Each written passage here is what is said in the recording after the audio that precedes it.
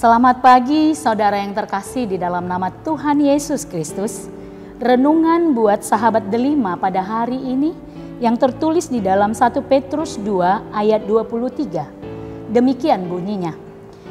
Ketika ia dicaci maki, ia tidak membalas dengan caci maki. Ketika ia menderita, ia tidak mengancam, tetapi ia menyerahkannya kepada Dia yang menghakimi dengan adil.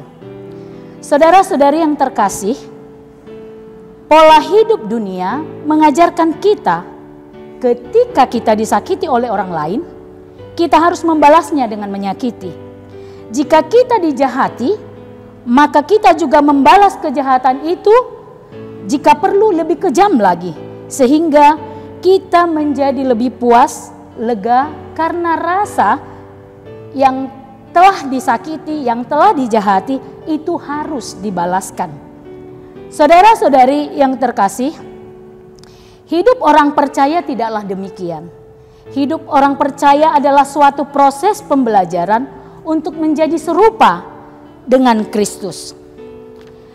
Kita pengikut Kristus harus meneladani Yesus Kristus yang mau menderita meskipun ia tidak bersalah.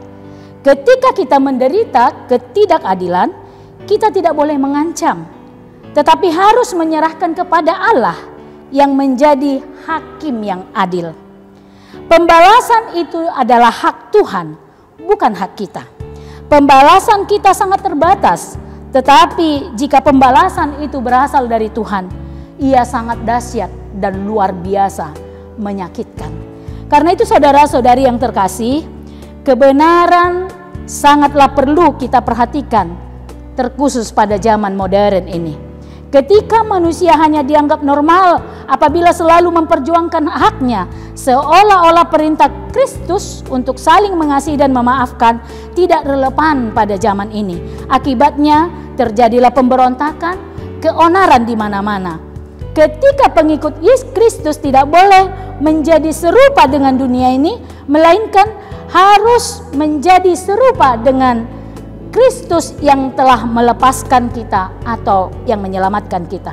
Ada saatnya kita tidak perlu mempertahankan hak kita demi kemuliaan Tuhan, termasuk di gereja, dimanapun kita berada.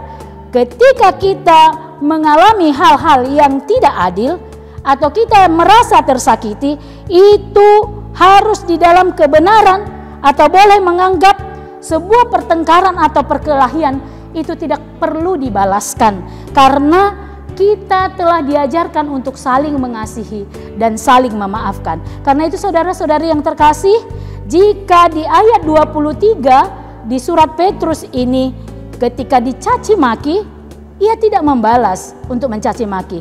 Ketika ia menderita, ia tidak mengancam. Maka itulah yang harus kita lakukan, dan itulah yang diinginkan oleh Tuhan lewat nats yang kita dengarkan hari ini. Karena itu marilah menjadi pelaku kasih, pelaku-pelaku yang diinginkan Tuhan, saling mengampuni dan saling memaafkan. Jangan saling membalas ketika kejahatan terjadi di sekitar kita. Amin.